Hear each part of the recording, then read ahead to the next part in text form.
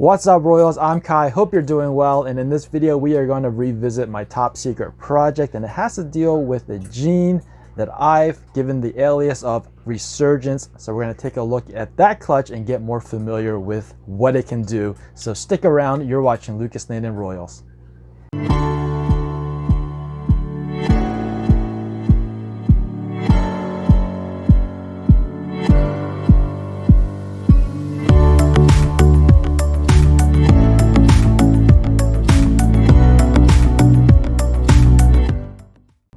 So Royals, we are going to look at the latest clutch of Resurgence, and if you're not familiar or haven't been following me on this channel, I did make a couple videos of the history, or at least my experience with this gene. If I find those videos, I'll be sure to put a card in one of the corners above so you can check it out and understand why or how I got to where I am now. But for those of you who have been following me on this channel, know that I cut open a clutch of Resurgence eggs, and that was from a pastel visual Resurgence to a Enchi butter het Resurgence. Wasn't sure exactly what I was looking at, but they did all come out of their eggs, and I've actually leaked a few pictures, leaked on purpose, pictures to Instagram and Facebook, as well as posted a few shorts on my YouTube channel. Those were the very first shorts I've ever created, so be gentle with me. Now that those hatchlings are out of their eggs and they've had time to shed and become more established and settled in, let's revisit them and get a better idea of what this gene does and what it can potentially do. So I'm going to start off with showing you this one. I don't think it wants to be on camera. Very much normal looking. This is a het for Resurgence, and I know it's a het because the dad is a visual Resurgence. You can see it's very much normal looking. However, the wild type or the classic or the normal one, they do come in a lot of different variations. And what I have here is another very upset hatchling. Now this one is a double het for something, and we know that the hets have a little bit of an influence. However, there's not that much. It did clean up the alien heads a little bit, but the reason I have this one in focus here is just to give you a little bit of a comparison in terms of color and pattern, how this one is very much similar to this one.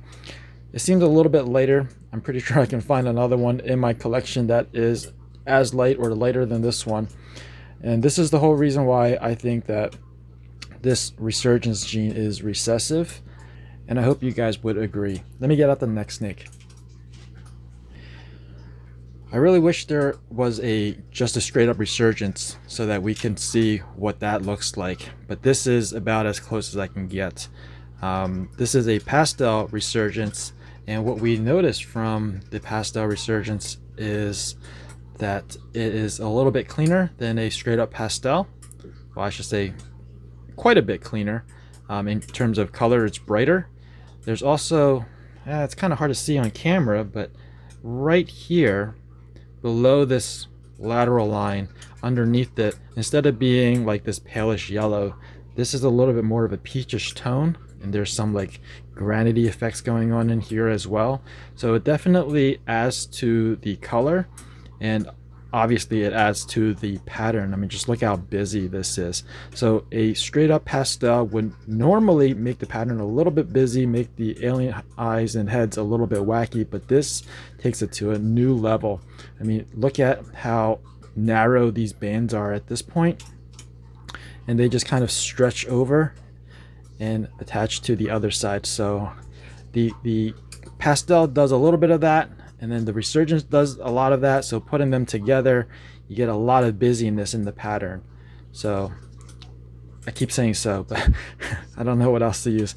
Yeah, it changes the color, it changes the pattern, and that's why I like this so much. Let's move on to the next one.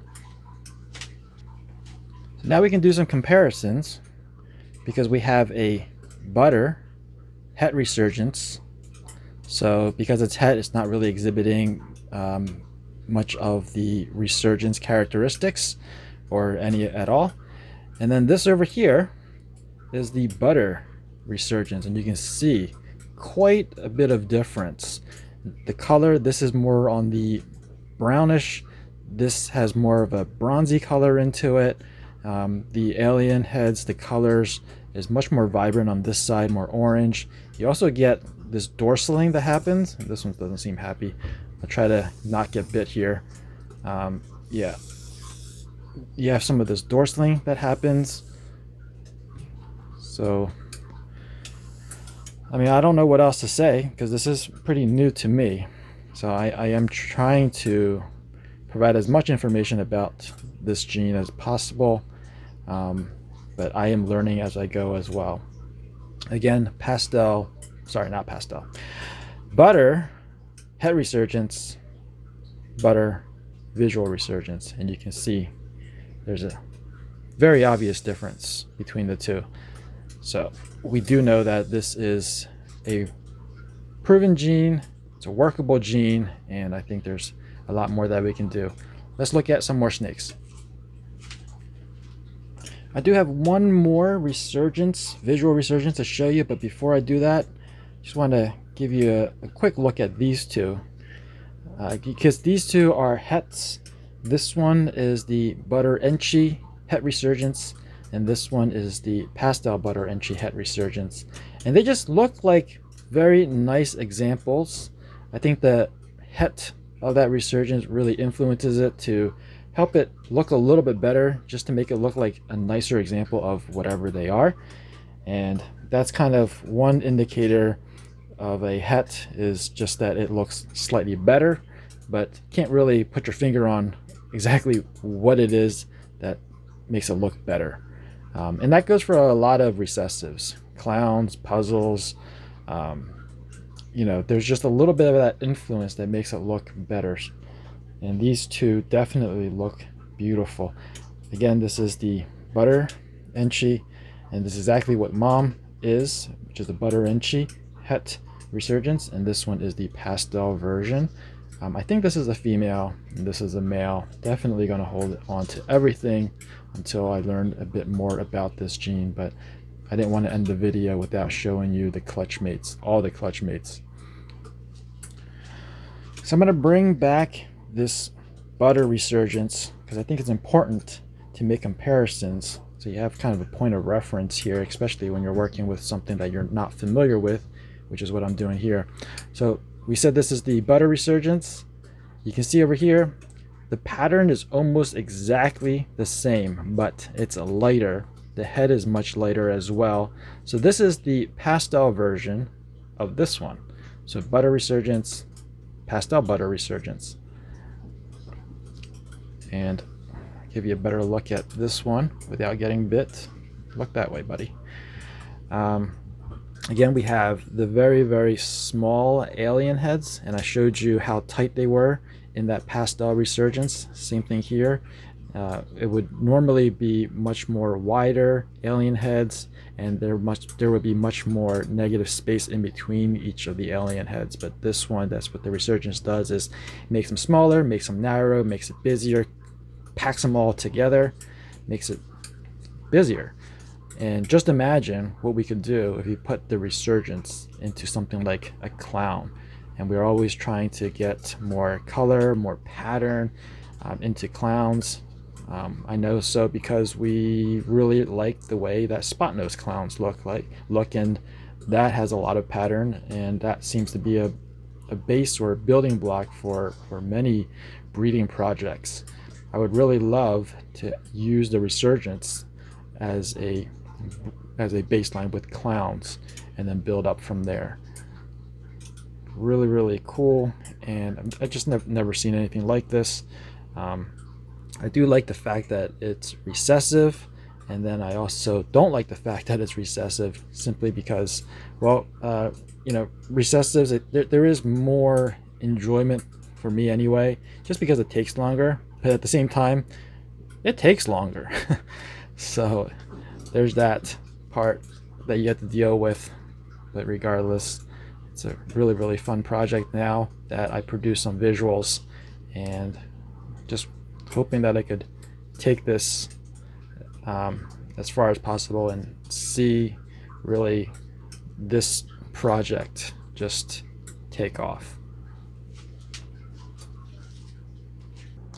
I really enjoy this Resurgence gene now. I like looking at them and trying to study them, understanding them as much as I can.